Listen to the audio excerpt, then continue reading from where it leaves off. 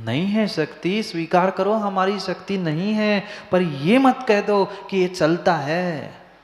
चलता नहीं है। तुम चला रहे हो, पर आगम में कुछ नहीं चलता। आगम तो ये है। सोचो, विचार करो उस जीव के बारे में जो घर में रह रहा है, सब कुछ त्याग है, और वस्त्र भी कैसे, वह धवल वस्त्र, वो भी पूरे धोती दुपट्टा सुंदर चमकते हुए नहीं। देखते कौन कितना चमक के आता है कल से। चमकते हुए नहीं, वो भी घुटनों से थोड़े से नीचे तक 2 दुपट्टे। 10वीं में, उसके पहले नहीं। नहीं तो पहले से पहनने के घूमने लग जाओ। जहां की जो जैसी व्यवस्था है वैसा ही हमें काम करना चाहिए। ऐसा नहीं अनिल बन गए वे 10वीं प्रतिमाधारी, अब बैठे मोराजी में अपना बना के। नहीं, कहीं ममत्व है तो वह तुम्हारी वह 9वीं प्रतिमा परिग्रह त्याग ही नहीं है। हाँ, नहीं तो मठाधीश बन जाएंगे। अनिल कम थोड़ी ना है, प्रतिमाधारी तो बन ही रहे हैं, और मठाधीश बन जाए हम ही है। नहीं, ये मठाधीश की कोई परंपरा नहीं है। श्रावक को अपना काम अपने हाथ से करना चाहिए। यहाँ ठीक है भोजन नहीं, पर वह जो 10वीं प्रतिमाधारी है वह कपड़े स्वयं के स्वयं धोएगा। 10वीं नहीं, पहली दूसरी प्रतिमा से ही माँ अभ्यास करना सीख लो। अगर प्रतिमाधारियों के लिए और त्यागी व्रतियों के लिए कपड़े धोने वाले लगे हैं, तो अनिल भाई तुम किस प्रकार के त्यागी व्रती, किस प्रकार के प्रतिमाधारी? जो पानी वह कपड़े धो रहा है वह बिल्कुल छान के प्रासुक करके धो रहा है, विवेक से नाली में बहा रहा है। नाली में बहाने वाले विवेकी कैसे? ये मत पूछो श्रेयांश भाई हम करें क्या, वो तुम्हारा विषय है। मैं तो आगम की बात कह रहा हूं। श्रावक विवेकवान होता है, स्वयं से हाथ से कपड़े धोता है, और पानी भी फैलाना है तो छत में खुले में फैलाता है, जहां नाली में नहीं जाता है। यह आगम की व्यवस्था है। फिर आपके छत नहीं है, बालकनी नहीं है, वो आपकी व्यवस्था। हमसे लड़ने महाराज जी हमारे तो घर में छत ही नहीं है, हम तो फ्लैट में रहते। हो जाओ फ्लैट। फिर कुछ भी पानी, वो प्रासुक पानी तो नाली में प्रासुक था क्या? जिस नाली में आप प्रासुक पानी डालोगे वहां प्रासुक था क्या? गीलापन होता है वहां, अंतर मुहूर्त में सम्मूर्छन जीव उत्पन्न होते हैं। वहां तो मल क्या क्या बह के नहीं आया था। ऐसे स्थान पे प्रतिमाधारियों को पानी फैलाना चाहिए जो नाली में नहीं जाए, फैला के ही सूख जाए। पर इसका मतलब ये भी नहीं बिना देखे ऊपर से डाल दिया, तीसरे मंजिल से नीचे फैला दिया। महाराज जी फैल गए जीव भी। विवेक पूर्वक भूमि का शोधन करते हुए फिर धीरे से पानी फैलाना। क्योंकि तुमने अगर वस्त्र धोए हैं, आपने अपना काम किया है माँ, तो आपको उसका कम पाप लगेगा, और नौकरों से करवाया है तो उसका विशेष पाप लगेगा। 10वीं प्रतिमाधारी तक, कहीं कहीं तो 11वीं प्रतिमाधारी शुल्लक और शुल्लिका माताजियों का तक वर्णन आया है कि ऐसी भी एक माताजी थी। हाँ, आदिमती नाम की एक बहुत अच्छी आरिका माता जी थी, जो कभी भी दूसरों से वस्त्र नहीं धोती थी। अपने ही कमंडल से पूरे कपड़े गीले किए और वही सुखा देते थे। हाँ, उसी एक ही कमंडल से। अब तो 4-4 बाल्टी और पता नहीं कौन सी मशीन और क्या क्या लगा है। चमकाना, वस्त्रों को चमकाना, शरीर को चमकाना, ये प्रतिमा का स्वरूप नहीं है। अपनी आत्मा को चमकाना प्रतिमा का स्वरूप है। जो आत्मा को चमकाता है कपड़ों को नहीं चमकाता, और जो कपड़ों को चमकाता है वो आत्मा को नहीं चमका सकता।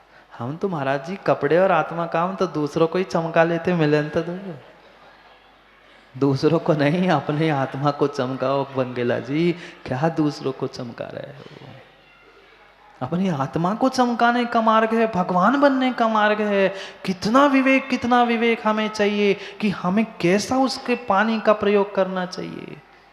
प्रासुक पानी भी सोच समझ के प्रयोग करना चाहिए, और अनछने की तो फिर कह नहीं क्या।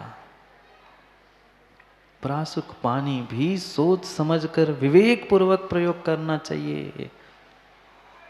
अनुमति नहीं देगा, स्वयं के भले ही कपड़े धो लेगा। बात उस आदिमती माता जी की चल रही थी। काले कलुटे हो जाते थे कपड़े, पर कभी नील, टिनोपाल, साबुन, बताने डिटर्जेंट, कौन आला और कौन कुछ नहीं। आजकल वो आ गए, ढक्कन डाल दो, आधा काम हो गया।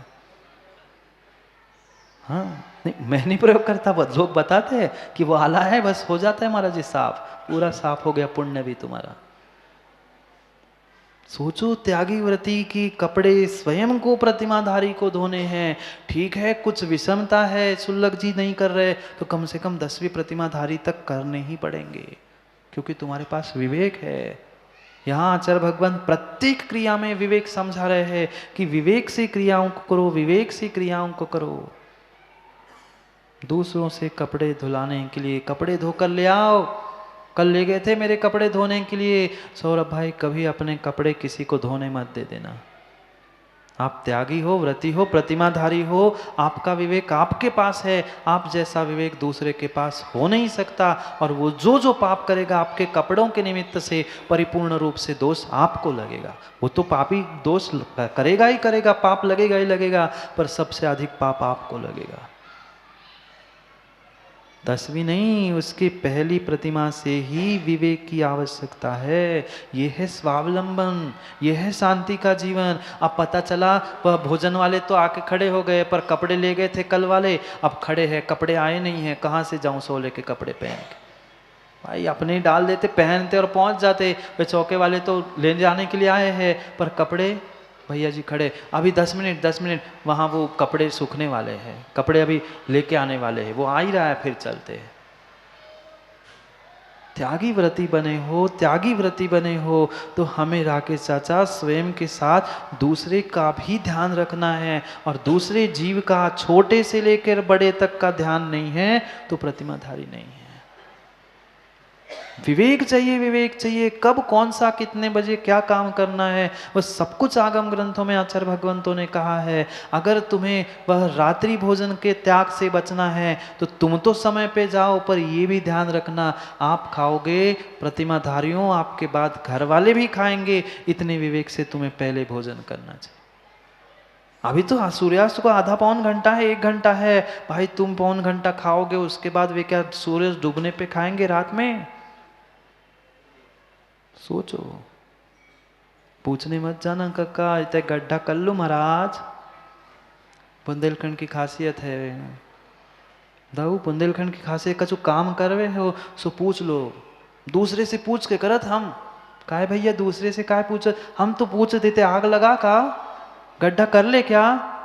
किसी ने कह दिया तो कह देंगे संतोष पंडित जी बहुत अच्छा किया, अब आप ही ने कही गड्ढा खोदो, हम तो पूछ भी आए थे। पाप कौन को लगे?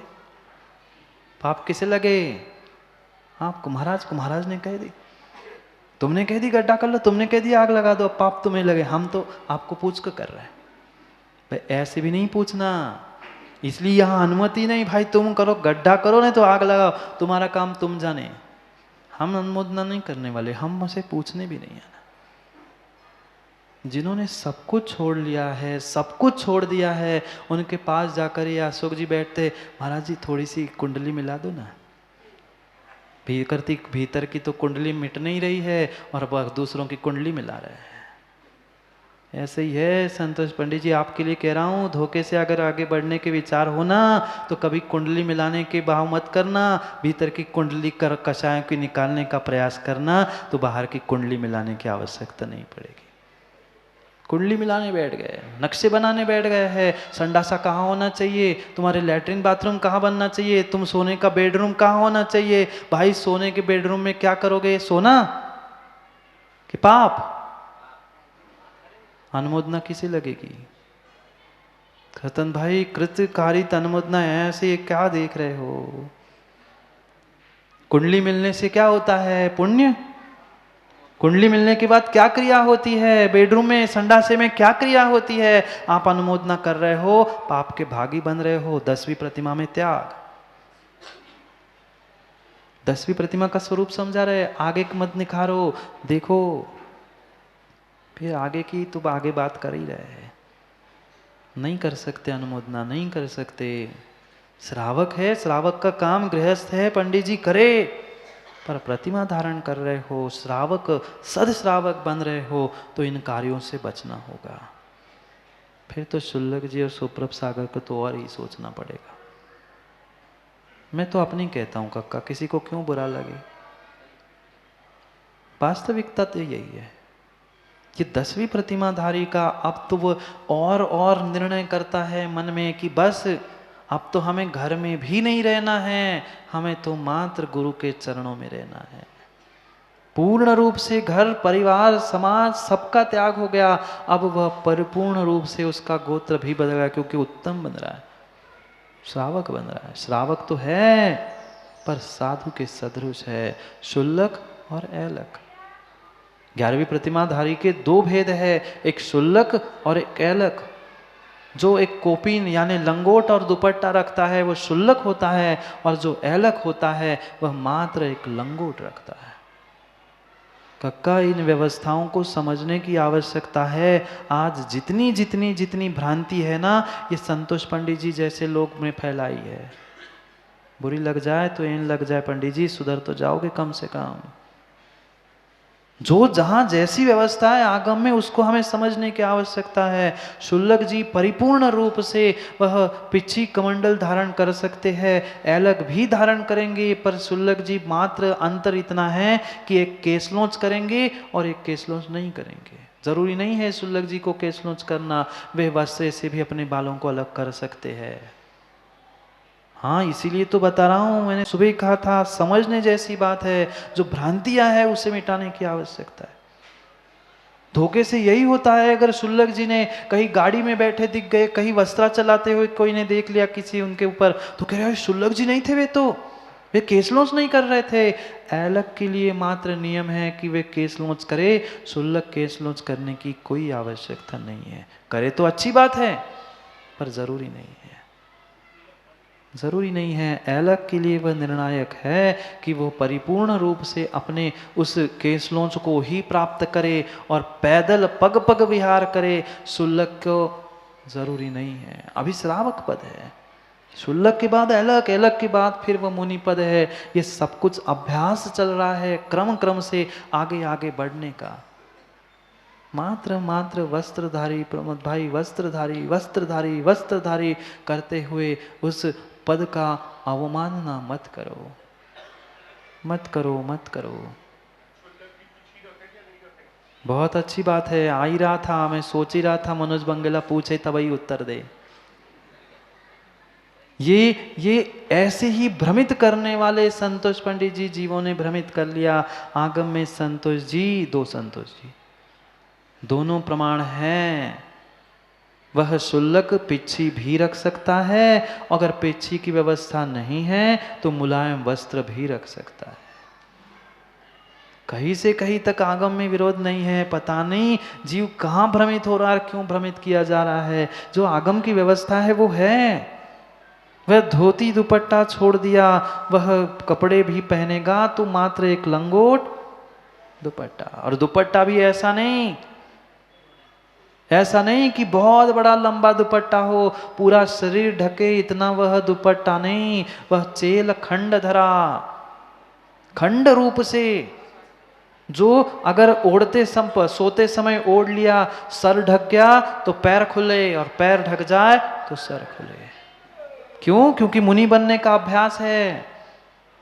मुनि बन के फिर मच्छर काटेंगे, फिर दिखेगा कछवा छाप, ऑल आउट, और दुनिया भर के वे कैसे कैसे तेल और कौन सी ट्यूब।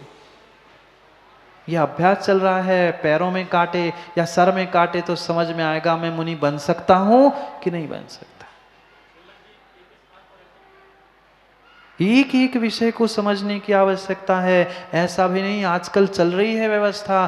पहले जमाने में वो जो लंगोट भी पहनी जाती थी वह सिली हुई नहीं होती थी, क्योंकि जो सिले हुए वस्त्र है वह खंड खंड वस्त्र है। आप देखना किसी आगम को खोलकर, वह अभिषेक करते, पूजा करते, दान करते समय भी मात्र दो ही वस्त्रों की आज्ञा आगम में दी है, एक धोती और दुपट्टा, जो कि अखंड होता है। जो बात के आप अंदर के कपड़े पहन रहे हो या सिली सिलाई धोती भी पहन रहे हो तो वह आगम में उसकी आज्ञा नहीं है। धोती थोड़ी वह पैजामा है, धोती के आकार का बना लिया, क्या मतलब। जहाँ वो सिलाई है वहाँ तो कपड़ों में खंड खंड हुआ, और सिलाई है वहाँ वह पानी में डलने के बाद लंबे समय तक वहाँ पर गीलापन रहता है, और 48 मिनट में या पानी की मर्यादा समाप्त होने के पहले सूखा नहीं तो वह वस्त्र सोले का है नहीं। पहन लो कपड़े सिले हुए। हम तो कितने खुश महाराज जी, हम तो रोज दान देते हैं, रोज अभिषेक पूजा करते हैं, और व्यवस्था क्यों? क्योंकि आगम में 2 ही वस्त्रों को शुल्लक जी को भी कहा है, और फिर श्रावकों को जब प्रतिमा बिना प्रतिमाधारी ऐसे श्रावकों के लिए कहा है खंड वस्त्र, अखंड होना चाहिए, खंड नहीं। सिलाई हुई खंड हुआ कि नहीं? धागा उसमें पड़ा है और उसमें वह जो मोटापन आया है उसमें नमी बचेगी कि नहीं? पसीने में भी उसमें तुरंत नमी बनेगी? नहीं है आज्ञा। किंचित भी ऐसी आज्ञा है ही नहीं है। वह खंड धरा, ये जो वस्त्र है अखंड होना चाहिए। खंड कैसा? वह लंबा टुकड़ा नहीं, छोटा होना चाहिए। सिले हुए तो पहनने ही नहीं चाहिए त्यागी व्रतियों के लिए। विषमता भिन्न है बेटा, विषमता भिन्न है। हम व्यवस्था आगम की समझ रहे हैं, पहन रहे हैं, पहनोगे, ये भी सत्य है, ये भी मुझे पता है। मैं कितना भी कहूँ मानने वाले कोई नहीं है। ठीक है विषमता मान लो, पर विषमता को विषमता मान लो, आगम की बात कह के मत मानो। ठीक है हमारी विषमता है, हम नहीं कर पा रहे हैं, ये राजमार्ग नहीं है। राजमार्ग का कथन ये है, फिर हम नहीं कर पा रहे हैं ये मान लिया, ठीक है यहां तक स्वीकार है, पर श्रद्धा तो करो ऐसा लिखा है। उसी का दुपट्टे का ही एक छोर का अलग करके उसको ही नाड़े जैसा बांध के फिर कपड़े को खोज देना, ये उनकी लंगोट है। और वह बचा हुआ दुपट्टा है। यही दुपट्टा कपड़े उस वस्त्र की व्यवस्था है। भोजन भी करने जाएंगे, वह जब शुल्लक ऐलक आमंत्रण पे नहीं जाते, अनिल भाई मुनिराज तुम्हारे आमंत्रण पे कैसे आएंगे? नाराज होते अनिल भाई, महाराज जी 3 दिन से हम खाली गया, हमने विहार करा के ले आए, और 3 ही दिन शुरू से हम खाली गया था ना, क्या करे? जब शुल्लक आमंत्रण से नहीं जाते, कई और अच्छे से बात समझना। आगम के परिप्रेक्ष्य में आचार्य भगवान कार्तिकेय स्वामी कार्तिक अनुप्रेक्षा में 3 पात्रों के पड़घान की विधि समझाते हैं। ये जो भ्रम है ना कि शुल्लक जी का पड़घान, शुल्लक जी को अर्घ है, शुल्लक जी का वह पाद प्रक्षालन कपड़ाधारी है। कार्तिक अनुप्रेक्षा में 3 पात्रों की व्यवस्था बताई है, और तीनों पात्रों के पड़घान की विधि भिन्न भिन्न कही है।